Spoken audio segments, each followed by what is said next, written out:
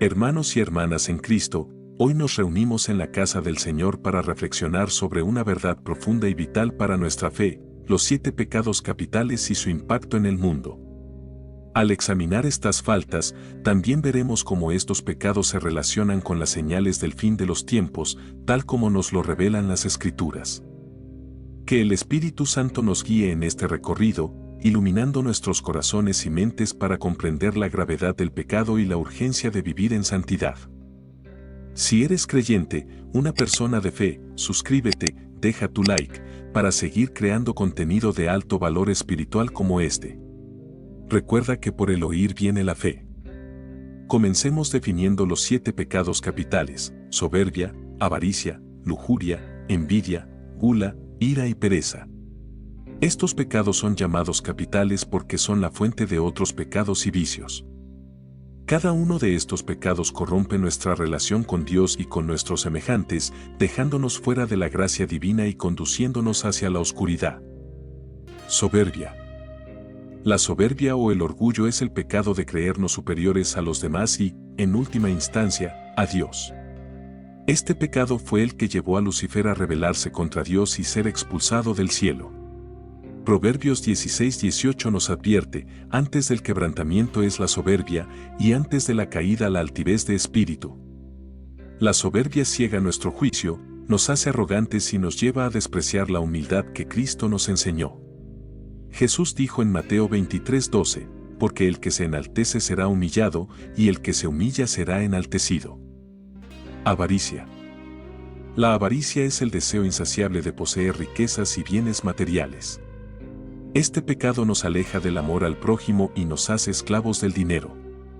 1 Timoteo 6:10 nos recuerda: porque raíz de todos los males es el amor al dinero, el cual codiciando algunos se extraviaron de la fe y fueron traspasados de muchos dolores. Jesús mismo nos advirtió sobre los peligros de la avaricia en Lucas 12:15, mirad y guardaos de toda avaricia, porque la vida del hombre no consiste en la abundancia de los bienes que posee. Lujuria. La lujuria es el deseo desordenado de placeres sexuales. Este pecado distorsiona el propósito sagrado de la sexualidad, que es la unión amorosa y procreativa dentro del matrimonio. La lujuria degrada a las personas, convirtiéndolas en objetos de placer y destruye relaciones. En 1 Corintios 6:18, Pablo nos exhorta: huid de la fornicación, cualquier otro pecado que el hombre cometa está fuera del cuerpo, el que fornica contra su propio cuerpo peca.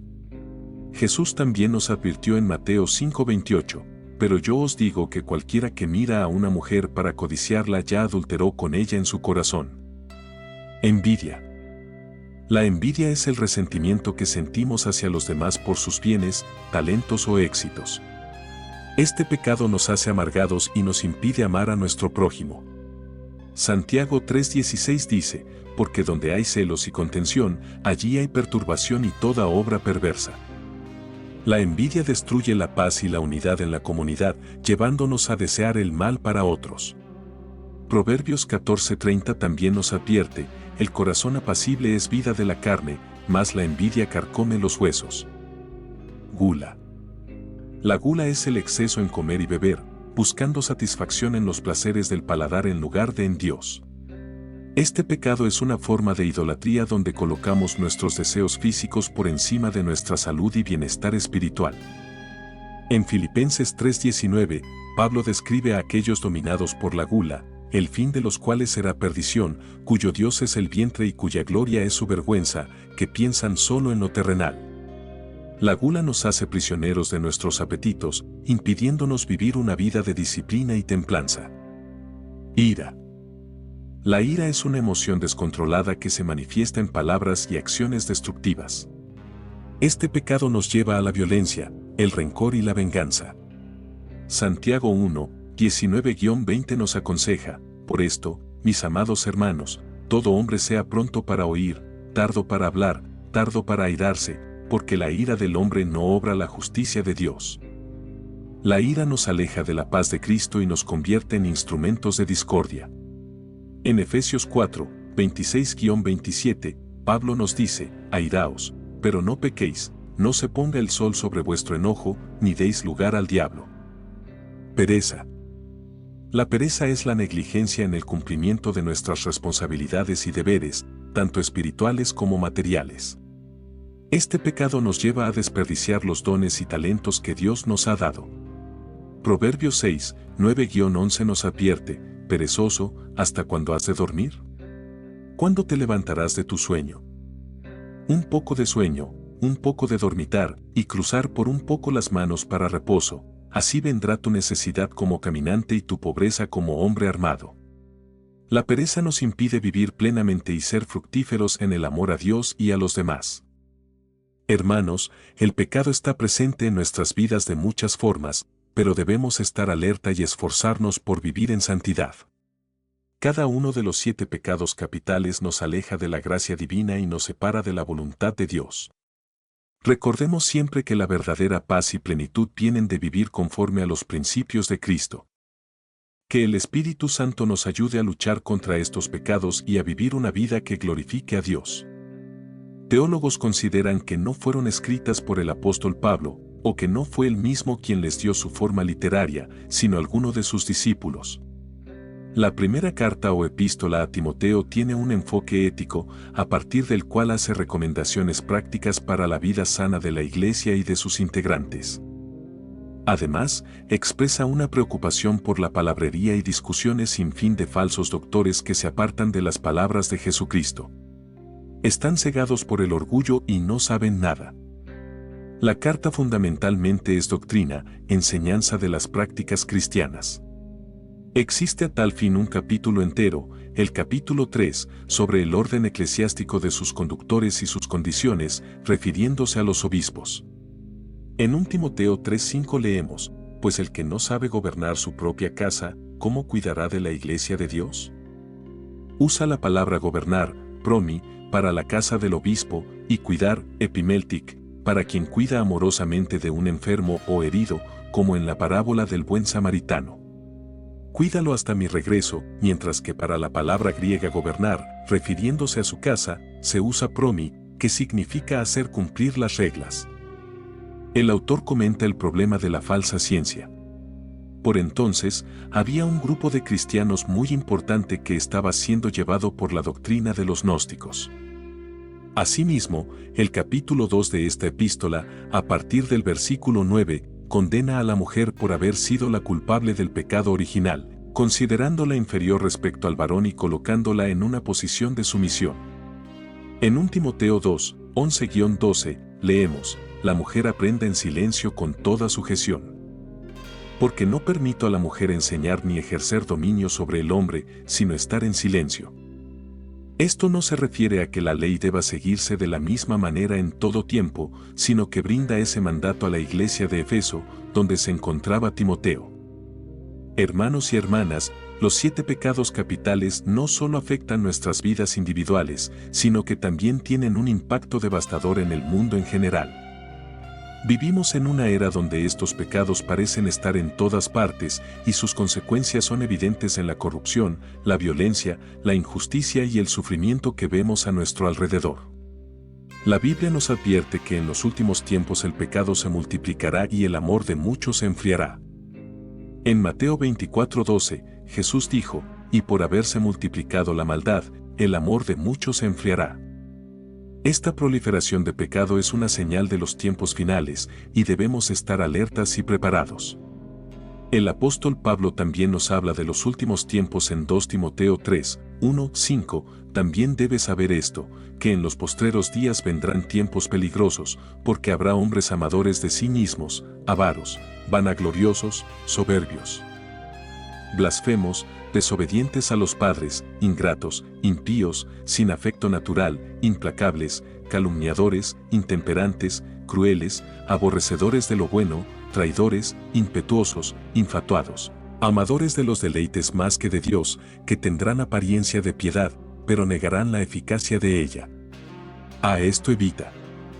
Estos versículos describen una sociedad corrompida por los 7 pecados capitales. En estos tiempos peligrosos, debemos estar firmes en nuestra fe y vivir en santidad, resistiendo las tentaciones y los engaños del mundo.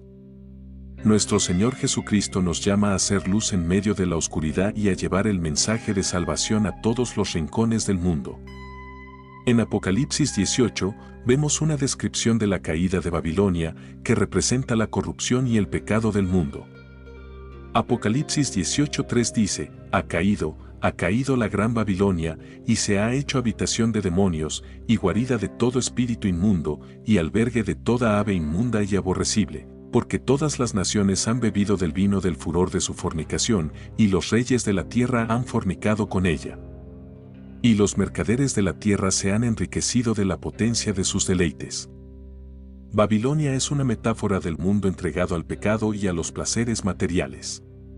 Su caída es un recordatorio de que el juicio de Dios es inminente para aquellos que eligen vivir en desobediencia y pecado. Pero también es un llamado para nosotros, los hijos de Dios, a vivir de manera diferente, a apartarnos de la maldad y a buscar la santidad. Jesús nos dio una gran promesa y advertencia en Mateo 24:13, mas el que persevere hasta el fin, éste será salvo. Perseverar significa mantenernos firmes en nuestra fe, resistir las tentaciones y vivir en obediencia a la voluntad de Dios.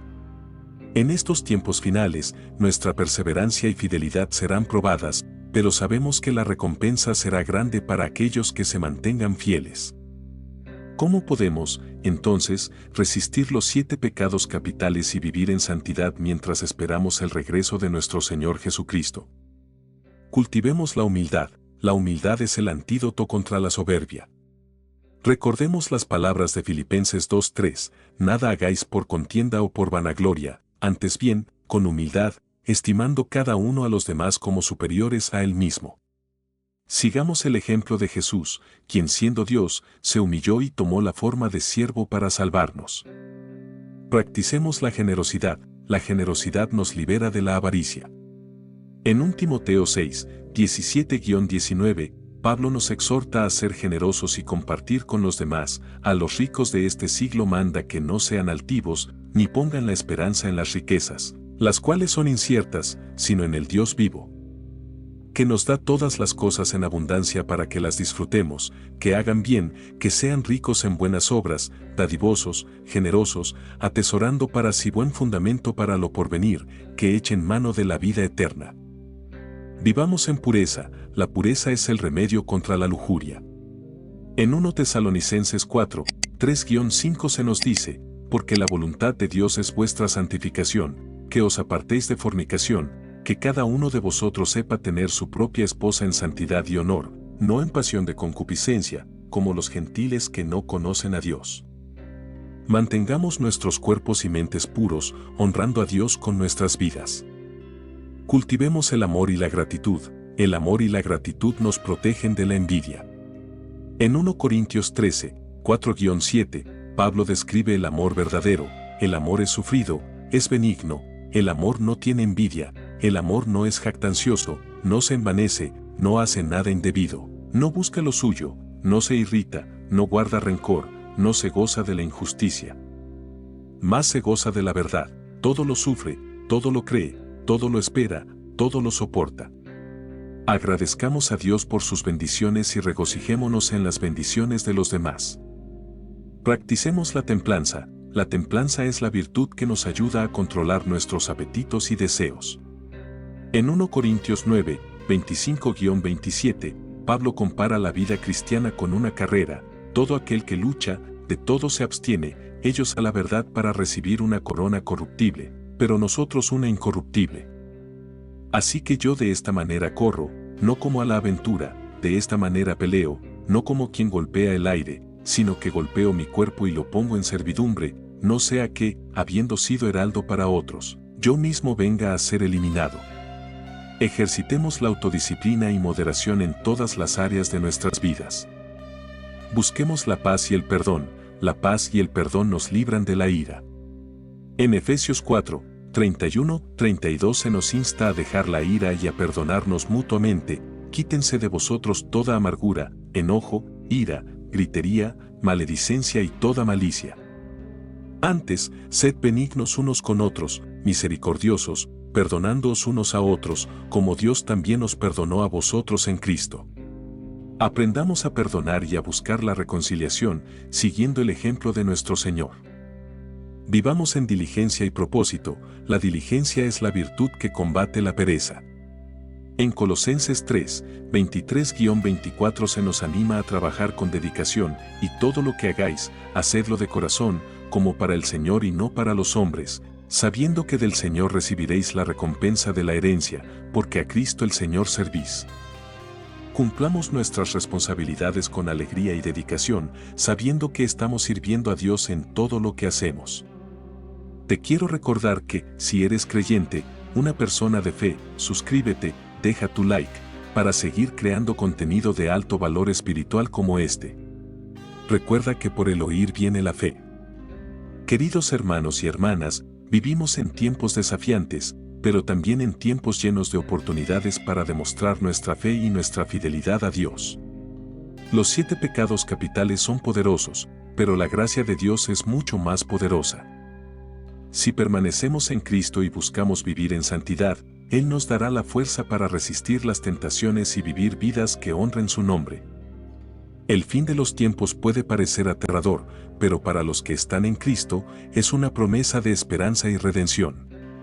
Recordemos las palabras de Jesús en Juan 14, 1, 3. No se turbe vuestro corazón, creéis en Dios, creed también en mí. En la casa de mi Padre muchas moradas hay, si así no fuera, yo os lo hubiera dicho. Voy pues a preparar lugar para vosotros, y si me fuere y os preparare lugar, vendré otra vez y os tomaré a mí mismo, para que donde yo estoy, vosotros también estéis. Mientras esperamos su regreso, vivamos de manera que nuestras vidas reflejen la luz de Cristo al mundo. Seamos testimonios vivos de su amor, su gracia y su poder transformador. Que nuestra fe, esperanza y amor brillen en medio de la oscuridad, guiando a otros hacia la verdad y la vida que solo se encuentran en Él. Jehová, el Señor, sin que revele su secreto a sus siervos los profetas, Amós 3:7. Este ha sido el modelo a seguir desde el principio, como habló por boca de sus santos profetas que fueron desde el principio, Lucas 1:70. Dado que Dios desea que sus hijos aprendan, crezcan y prosperen, Él nos da advertencias, revelaciones e instrucciones por medio de sus profetas. Los profetas pueden predecir acontecimientos importantes a fin de advertir a las personas. Prestar atención a sus palabras puede ayudarnos a estar preparados para lo que se avecina. Ver el cumplimiento de ciertas profecías también puede ayudarnos a fortalecer nuestra fe en la palabra de Dios. En la Biblia leemos muchas profecías que se han cumplido en la historia, así como revelaciones sobre acontecimientos que aún están por venir. Las Escrituras nos enseñan que el Señor llama a profetas a fin de perfeccionar a los santos para la obra del ministerio y para la edificación del cuerpo de Cristo, Efesios 4:12. Los profetas nos enseñan y nos recuerdan cómo llegar a ser mejores y, en última instancia, más felices. Dios continúa demostrándonos su amor al enviarnos los mensajes que necesitamos en este momento. Los profetas vivientes reciben revelación de Dios y dan instrucciones y consejos a todas las personas en la actualidad. En años recientes, los profetas y apóstoles de la Iglesia de Jesucristo de los Santos de los Últimos Días han dado consejos en cuanto a estar preparados para los tiempos difíciles que se avecinan, la prudencia económica, la importancia de la educación académica, el matrimonio y las relaciones familiares. Y encontrar y mantener la fe durante las pruebas personales. Mucho antes del nacimiento de Jesús, los profetas de la antigüedad predijeron muchos acontecimientos relacionados con su función y misión. Aquellas profecías se dieron para que las personas reconocieran a Jesús cuando Él viniera y tuvieran fe en Él como su Salvador. Isaías, en el Antiguo Testamento, escribió acerca de Jesús 700 años antes de su nacimiento: He aquí que una virgen concebirá y dará a luz un hijo, y llamará su nombre Emmanuel, Isaías 7:14. Y añadió: Porque un niño nos es nacido, hijo nos es dado, y el principado estará sobre su hombro, y se llamará su nombre admirable, consejero, Dios fuerte, Padre eterno, príncipe de paz, Isaías 9:6. Otros profetas del Antiguo Testamento predijeron la vida de Jesús con extraordinario detalle. Miqueas sabía que el Salvador nacería en Belén, Oseas habló del tiempo que Jesús pasaría en Egipto siendo niño, y en el libro de los Salmos se menciona cómo Jesús hablaría por parábolas y sería rechazado por su propio pueblo. En otra de sus bellas profecías, Isaías se refirió a la función y el sacrificio de Jesús. Ciertamente llevó él nuestras enfermedades y sufrió nuestros dolores, herido fue por nuestras transgresiones, molido por nuestras iniquidades, el castigo de nuestra paz fue sobre él, y por sus heridas fuimos nosotros sanados. Isaías 53, 4-5. Todos los profetas de Dios han testificado de Jesús. Los profetas del Antiguo Testamento describieron acontecimientos que ocurrirían cientos de años más tarde. Isaías predijo cómo Jesús sería injuriado, escupido y golpeado. El profeta Zacarías sabía que Jesús sería crucificado y que, sin embargo, oraría por sus enemigos. Lo más importante es que los profetas de la Biblia enseñaron el mensaje de Dios de que Jesucristo resucitaría y que, gracias a Él, también nosotros resucitaremos. Si bien Dios sabía que su autoridad del sacerdocio, sus profetas y la totalidad del Evangelio de Jesucristo serían quitados de la tierra por un tiempo, también prometió que algún día serían restaurados. Pedro, en el Nuevo Testamento, prometió que en los últimos días llegarían los tiempos de la restauración de todas las cosas, Hechos 3:21. Esta restauración del Evangelio de Jesús comenzó en 1820, cuando Dios llamó al profeta José Smith y restauró la autoridad de su sacerdocio sobre la tierra. Desde que la Iglesia de Jesucristo de los Santos de los Últimos Días fue organizada en 1830, ha sido dirigida por un profeta viviente. El profeta Ezequiel reveló que los escritos de los descendientes de Judá, la Biblia, y los de los descendientes de José, el libro de Mormón, se unirían un día para unificar a su pueblo en rectitud, y tú, hijo de hombre, toma ahora un palo y escribe en él, para Judá y para los hijos de Israel sus compañeros, toma después otro palo y escribe en él. Para José, palo de Efraín, y para toda la casa de Israel sus compañeros, juntalos luego el uno con el otro para que sean uno solo, y serán uno solo en tu mano. Ezequiel 37, 16-17. Tanto la Biblia como el libro de Mormón nos enseñan acerca de Dios y Jesucristo y cómo podemos regresar a vivir con ellos.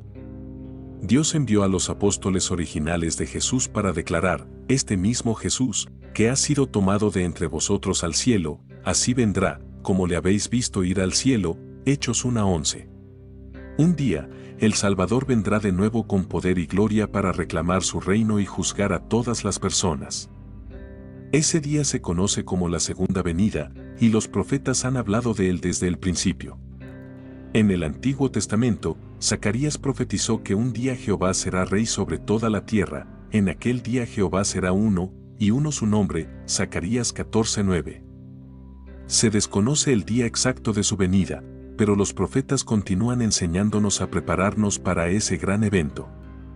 De la venida de Jesús, él dijo, pero del día y la hora nadie sabe, ni aun los ángeles de los cielos, sino solo mi Padre. Mateo 24:36.